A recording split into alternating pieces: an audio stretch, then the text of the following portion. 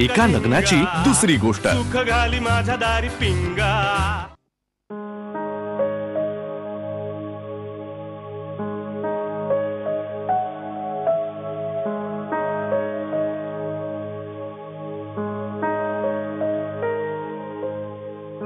Sir तुम्ही एवढ्या उशिरापर्यंत ऑफिस मध्ये? तू पण थांबलीस इतक्या उशिरा? मी बरेचदा थांबते सर, काम असेल तर. मलाही खूप कामं होती. माझंच ऑफिस आहे हे. चल मी तुला सोडतो घरी. म्हणजे तुझ्या घरावरनच जाणार आहे मी. नाही सर, ऍक्च्युली मी पप्पांकडे आले सध्या. का? म्हणजे कसं काय? म्हणजे मी विचारू शकतो का? हो, काय नाही, असंच सहज कंपनी पप्पांना. Are you sure? यामध्ये अनशुअर असण्यासारखं काय आहे?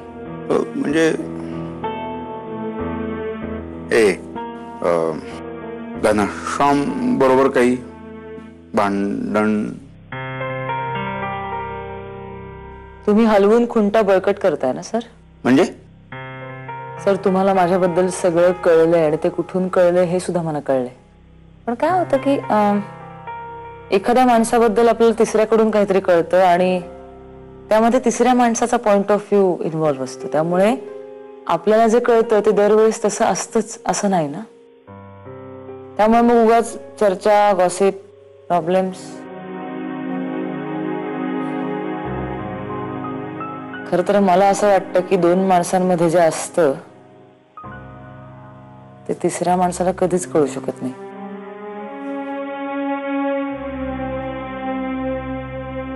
You are right I guess. आणि म्हणून मी तुला असं स्पष्टपणे विचारतो की तुझं काही घनश्याम बरोबर Radha, you know I genuinely worry for you and you know better that. आणि म्हणून मी हे. या ऑफकोर्स सर, आय नो. पण तसं काही झालंच तर मी तुम्हाला नक्की सांगेन. I am absolutely all right. मी निघते. Okay, I will drop you. चल. नाही सर, नको. म्हणजे तुम्हाला ऑल द वे उलट्या दिशेला यायला लागेल. आणि उशीर झालाय म्हणून मी हरीला रिक्षा आणायला पाठवलंय मगाशीच. का? हरीला रिक्षा? नाही नाही, मी तुला सोडतो. माझ्या बरोबर चल. नको सर, प्लीज, मी जाईन. ओके, नीट जा. Take care. Good night sir. Good night.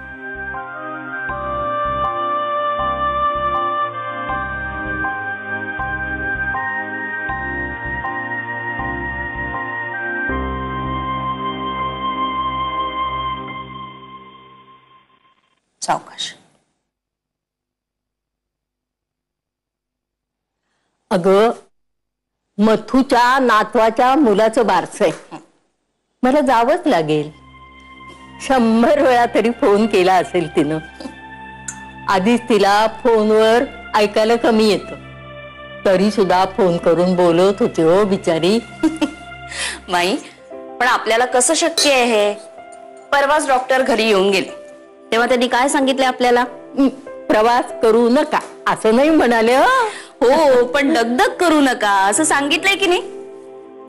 अगं, मथुरा मी शामरावच्या लग्नाला बोलवलं होतं ना, लगेच आली हो. जरा सुद्धा आडेवडे घेतले नाहीत तिने. मग मी असं वागणं परत दिसेल का? माई, मला खरं सांगा, तुमचं 5 वर्षापूर्वी ठरलं होतं घनानी साग्र संगीत लग्न केलं तरच मथुमावशी लग्नाला येतील असं? हो, हे पण आमचं मागच्या 5 वर्षापासून ठरलं होतं. काय? बारशाला जायचं? नाही, मथुमावशीच्या नातवाचं लग्नही झालं नव्हतं 5 वर्षापूर्वी. बारशाचं कसं ठरवलं तुम्ही? हे बघ, या वयात आम्ही सगळं इन ऍडव्हान्स प्लॅन करून ठेवत असतो. काय? माई, तू पुन्हा त्याच विषयावर बोलायला लागलेली आहेस. मी सांगतो, हे बघ, उगाच हट्ट करू नकोस. मी काही तुला पुण्याला पाठवणार नाहीये. भाऊजी बघा ना, मी मगापासून समजवायचा प्रयत्न करते. तुम्हीच बघा आता काय ते. हे बघ, उद्या तू उठशील ना तेव्हा मी घरात सापडले नाही तर तू मथुला फोन कर, तिथे सापडेन मी. माई, तू आता चक्क धमक्या द्यायला लागलीस. बाळा, आता आमच्या शेवटच्या काही घटका राहिल्यात, तो केव्हाही बोलवणं पाठविल रे. अरे लहानपणापासून आम्ही दोघी एकत्र परकर पोलक्यात खेळलोय, आता आम्ही दोघीच एकमेकींना रे. आणि असं म्हाताऱ्या माणसाचं मन मोडू नये रे बाबा.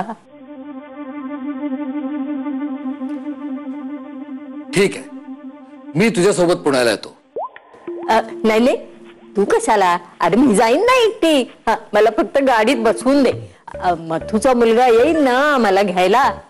तू नको येऊस. हे बघ माई, मी तुझं थोडं ऐकलं की नाही, मग आता तू माझं थोडं ऐकायला हवं. श्रीपादा, तू आलास ना तर मी जातच नाही. होऊ दे तुझ्या मनासारखं. मला म्हातारीला मेलेलं काय इच्छा आकांक्षा काय महत्वाच्या राहिल्यात रे. अरे लहानपणी मुलं तुमचं ऐकतात, पण म्हातारपणी तुम्हाला त्यांचं सगळं ऐकावं लागतं रे बाबा.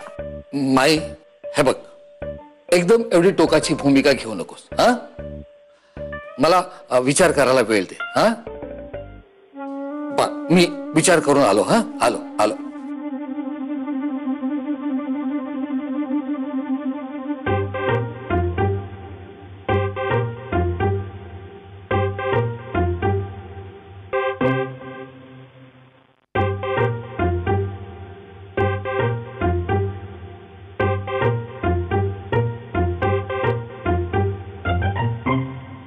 हॅलो हॅलो, मी बोलते. श्रीपाद वल्लभ दिगंबरची आई माई. हो, मी बोलते. इथली परिस्थिती आटोक्यात आलेली आहे. तिथे कसं काय चाललं सगळं? असं होय, बर. अरे हो दादा, काय ग? तुम्हाला सांगायचीच विसरले मी. उद्या ना मी सकाळी पुण्याला चालले, म्हणजे सकाळी जाऊन लगेच रात्री परत येणार आहे. पुण्याला? अरे शाळेतल्या सगळ्या मैत्रिणी जमायचं ठरलंय पुण्याला, कारण बहुतेक सगळ्या मैत्रिणी पुण्यात सेटल झाल्यात ना. ही युनियन, बाकी काही नाही. जाणारच कशी? कर्ज टाकून सोडायला येऊ? छे छे, अजिबात नको. म्हणजे कशाला ना, इंदोरून नाही का मी हात मोडला तरी. मग आणि पुणं काय, इथे शिंकेच्या अंतरावर तर आहे. बेबी, हाकेच्या अंतरावर असं सर्वसाधारणपणे लोक म्हणतात. करेक्ट आहे तुझं, एकदम बरोबर. पण मला असंच म्हणायचं होतं, कारण आपण मुंबईत शिंकलो ना की पुण्यातल्या लोकांना त्याचा संसर्ग होऊ शकतो. पुण्याला अरे गप्पू, आज तूने जो खाना बनाया ना, क्या बात है. आलू की सब्जी, आहा वाह. ती भाजी मला घनश्यामने शिकवली. हो, खूप छान शिकवतो घनश्याम. आणि बाकीच्या गोष्टी आईने शिकवल्या. घनश्यामला आणखीनही बऱ्याच गोष्टी येतात ना ग. खूप. जा ना मग त्या शिकायला काळ्यांच्या घरी परत. काय हो पप्पा, कुठलाही विषय निघाला की तुम्ही हव्या त्या मुद्द्यावर येऊन थांबता. कशाला रे तोच विषय तू पुन्हा पुन्हा काढतोस? आता काहीतरी साधच झालं असेल दोघांमध्ये. नाही बेबी, तिला जन्मापासून ओळखतो मी. ती ज्या वेळेला काही फारसं झालेलं नाही, साधच आहे असं म्हणते ना, त्यावेळेला प्रकरण जवळजवळ हाताबाहेर जाण्याची वेळ आलेली असते, असं लक्षात ठेवतो.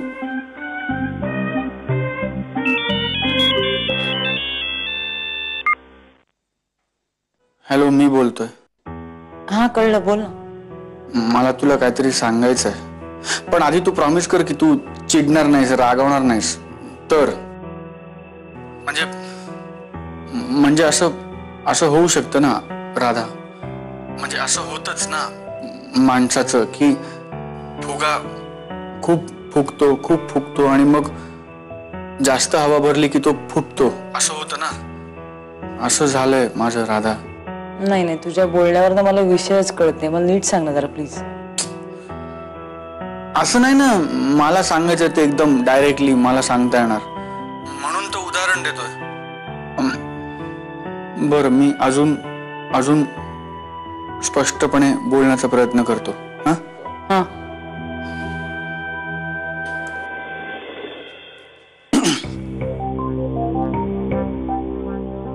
हे बघ राधा, आपण ना आयुष्यात खूप गोष्टी मानून पुढे चालतो की हे असंच असतं. म्हणजे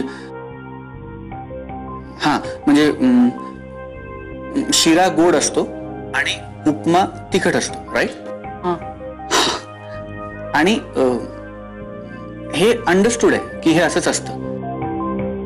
पण एक दिवशी अचानक जर उपमा गोड लागायला लागला तर प्रॉब्लेम होईल ना, राईट? म्हणजे मग काय होईल, सगळं सगळं सगळं गोंधळून जाईल राधा. म्हणजे असं झालं की काय होतं, आपली इनिबिशन्स तुटतात, आपली कॅल्क्युलेशन चुकतात आणि मग आपल्याला प्रश्न पडतो की काय काय झालं. म्हणजे मी नेहमी बनवतात तसंच उपमा बनवला, मग तो गोड कसा काय झाला. आणि मग आपल्याला एक तज्ञ माणूस लागतो राधा, तिसराच, जो तो प्रॉब्लेम समजून घेईल आणि आपल्याला सांगू शकेल की प्रॉब्लेम उपमा बनवण्यामध्ये होता की माझ्या जिभेच्या चवीमध्ये. कळलं? नाही म्हणजे मला असं म्हणायचंय की उपमा जर उपम्यासारखा केला, म्हणजे जर अगदी मी जरी केला तरी तो गोड नाहीच ना होऊ शकत. अरे कमाल आहे यार. म्हणजे कावळ्याचा पंचरंगी पोपट होऊ शकतो तर उपमा गोड का नाही लागू शकत? कावळा? कोण कावळा घनश्याम? तू. मी? तू मला कावळा म्हणाला सत्ता? अरे पण मी तुला पंचरंगी पोपट आणि गोडाचा शिरा पण म्हटलं ना आत्ता. तू काय बोलतोयस घनश्याम? हे सगळं तू आपल्या त्या प्रकरणाबद्दल बोलतोयस का? म्हणजे आपल्या त्या रात्री बद्दलच चाललंय का सगळं हे? ऑब्वियस करू नको यार तू. मी असं अडून अडून बोलतोय आणि तू ऑब्वियस नको करू ना राधा. सॉरी बोल तू बोल. हा म्हणजे तेच आहे. पण म्हणजे त्या दिवसानंतर सगळं गणलंय ग, सगळं विचित्र झालंय. म्हणजे ते काय भान हरपतं असं म्हणतात ना, तसं काहीतरी झालंय राधा. मला तुझं भाष वगैरे व्हायला लागलेत यार. असं थोडे होत आहे. आणि हे मला कळत नाहीये की कसं हँडल करायचं. म्हणजे हे मी एकटा खूप दिवस सहन नसतो करू शकलो, म्हणून मला असं वाटलं. म्हणजे मी असं म्हटलं की म्हणजे मला असं मनापासून बोल ना घनश्याम. मला असं वाटलं की हे आपण शेअर करायला पाहिजे कोणाबरोबर तरी. म्हणून मी आपलं सिक्रेट सांगितलं. काय? तू आपलं लग्नाचं सिक्रेट सांगितलंस? हो. कोणाला? विनोद काकाला. आई घनश्याम कुठे आहे? अगं बघ, तू नाव घेतलंस आणि आला. एका लग्नाची दुसरी गोष्ट. सुख घाली माझ्या दारी पिंगा. एका लग्नाची दुसरी गोष्ट. सुख घाली माझ्या दारी पिंगा. कोणाला? विनोद काकाला. तुला घनश्याम तू असं कसं काय तू वागलायस? म्हणजे तू हे बघ, हे आपलं दोघांचं सिक्रेट होतं. हा आपला निर्णय होता की नाही. तू असं अत्यंत चुकीचं वागलेला आहेस. तू असं करायला नको. तू का सांगितलंस तू आपलं सिक्रेट? तू बरा आहेस ना तू घनश्याम? तू खूप चुकलायस. तू खूप चुकलायस तू. कारण नाही मला कारण ऐकण्यात इंटरेस्ट नाहीये. मला कारण ऐकायचं नाहीये आणि मी ते ऐकू शकत नाही, किमान फोनवर तरी. आणि आज नाहीच, मी तुला उद्या येऊन भेटते. आपण उद्या बोलू. कारण आता मला खूप चिडचिड होते माझी. मला राग येतोय खूप. मला मनस्ताप झालाय घनश्याम तुझ्यामुळे. तू खूप चुकलायस. तुला लक्षात येत आहे का? तू आपलं सिक्रेट सांगून खूप चूक केलीस तू. अगं पण तू तर प्रॉमिस केलं होतंस ना चिडणार नाहीस म्हणून. एक मिनिट, मी असं प्रॉमिस केलेलं नाहीये तुला. आणि तू काय मला प्रॉमिस बद्दल सांगतोस? प्रॉमिस तू मोडलेस. तू आपलं सिक्रेट सांगितलंयस, हे प्रॉमिस तू मोडलेस. त्यामुळे तू मला आता नको शिकवूस की मी काय करायचं आणि काय नाही करायचं. कळलं का तुला? पण आता ऐक ना यार. नाही मला काही ऐकून घ्यायचं नाही. तू फोन ठेव. आत्ता फोन ठेव. मला बोलायचं नाही. आपण उद्या बोलू.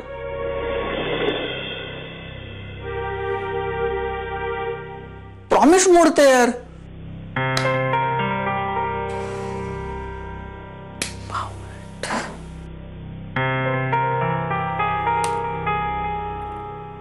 काय केलंय मी हे?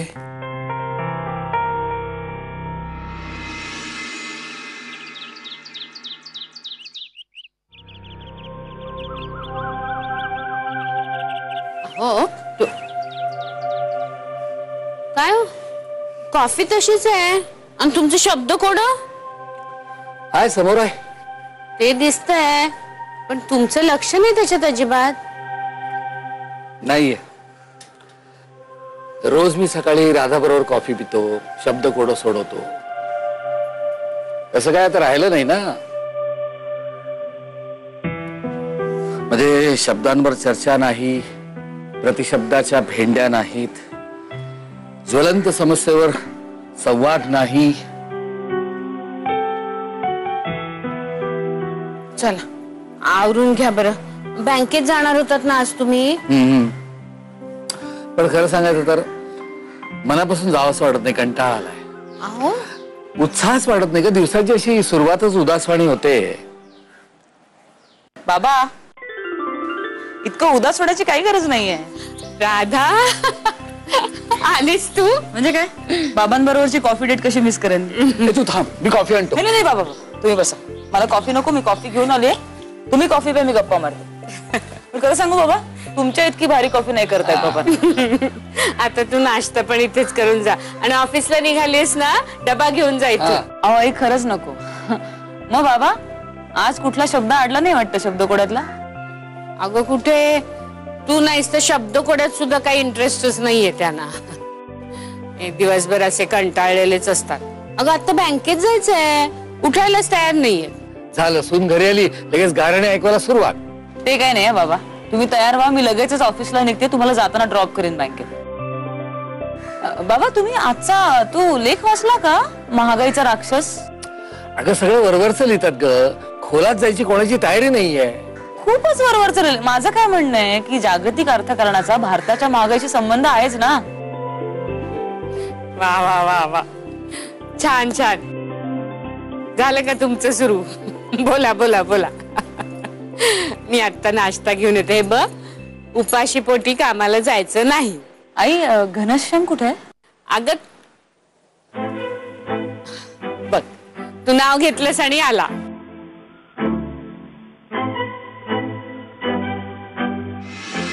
तुला असं वाटतंय का घनश्याम की फक्त तू सफोकेट होतोयस, तुझी गोची झाली, तुला त्रास होतोय? असं नाहीये. म्हणजे तू मला सॉरी म्हणून आता काहीच होऊ शकणार नाही. एका लग्नाची दुसरी गोष्ट. सुख घाली माझ्या दारी पिंगा. झिंग चिक्का झिंग चिक्का. एका लग्नाची दुसरी गोष्ट. सुख घाली माझ्या दारी पिंगा. हाय. तू म्हणजे तू अचानक आलीस राधा? अरे हो सांगते ना. आपल्याला बोलायचं नाही का महत्वाचं? हा. आणि मला सामान पण न्यायचंय थोडं महत्वाचं माझं. हो हो हो. बाबा मी आलेच पटकन. तुम्ही तयार राहा. हा मी तयार राहतो.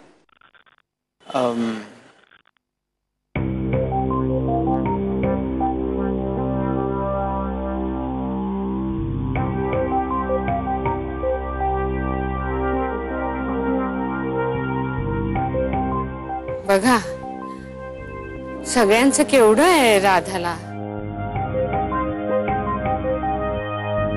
या दोघांमध्ये नक्की काय चाललंय देव जाणे. खरंच देव, राधा घरी आल्यानंतर उत्साहाचा धबधबा वाहू लागलाय असं नाही वाटत?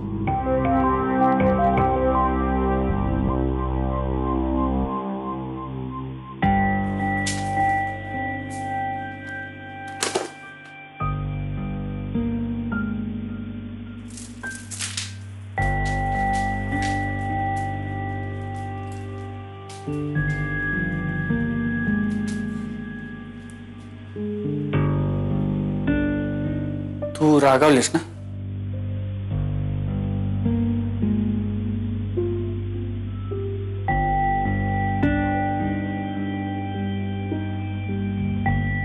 लिसन, आय एम सॉरी.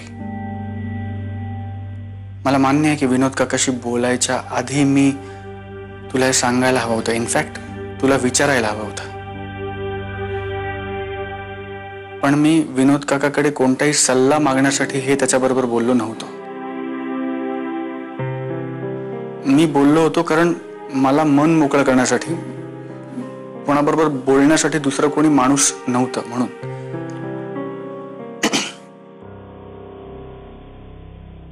तुला कळत नाहीये बहुतेक घनश्याम. हे बघ, मला पण वाटतं की मन हलकं करावं, मला पण वाटतं कोणाशी तरी बोलावं. मलाही पप्पा आणि आत्या खूप प्रश्न विचारतात, मी त्यांना उत्तरं देऊ शकत नाहीये. मी त्यांना टाळते, त्यांना दुखावते, आपल्या घरच्यांना दुखावते, कारण मी तुला वचन दिलंय. आपण आपल्याला लग्न नको होतं म्हणून ठरवलं की आपण हे लग्न करूया, कॉन्ट्रॅक्ट मॅरेज करूया. पण ही आपल्या दोघांमधली एक गोष्ट आहे, हे आपलं सिक्रेट आहे, हे आपण कुणालाही सांगणं अपेक्षित नाहीये घनश्याम. आणि तू असं अचानक कुणातरी सांगून टाकलंस. सी, आपण हे ठरवलं ना कॉन्ट्रॅक्ट मॅरेज करायचं, तेव्हा परिस्थिती वेगळी होती. पण आता हे तितकं साधं सरळ सोपं राहिलेलं नाहीये. आणि अशा पद्धतीने आपल्या घरच्यांना कळलं की आपण कॉन्ट्रॅक्ट मॅरेज करतोय तर ते खूप दुखावून जातील घनश्याम. आणि आपण घटस्फोट घेऊन ऑलरेडी त्यांचं मन खूप दुखावणार होत, त्यांचं मन मोडणार होत. आणि हे असं आपण चुकीचं वागतोय हे आपण करायला नको होतं. तू बोलायला नको होतस. मी तुला म्हटलं ना, मी म्हणतोय, मी अजूनही म्हणतोय I am sorry, I am really sorry. पण राधा, मला भीती वाटायला लागली होती. मी गुदमरायला लागलो होतो, सफोकेट व्हायला लागलो होतो. माझी वाट लागली होती राधा. तुला असं वाटतंय का घनश्याम की फक्त तू सफोकेट होतोयस, तुझी गोची झाली, तुला त्रास होतोय? असं नाहीये. म्हणजे तू मला सॉरी म्हणून आता काहीच होऊ शकणार नाही.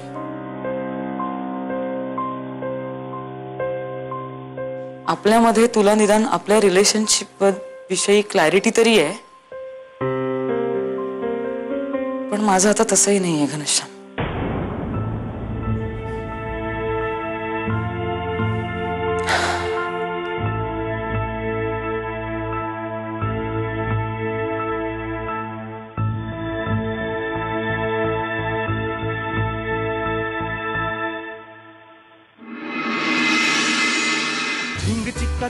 एका लग्नाची दुसरी गोष्ट. सुख घाली माझ्या दारी पिंगा.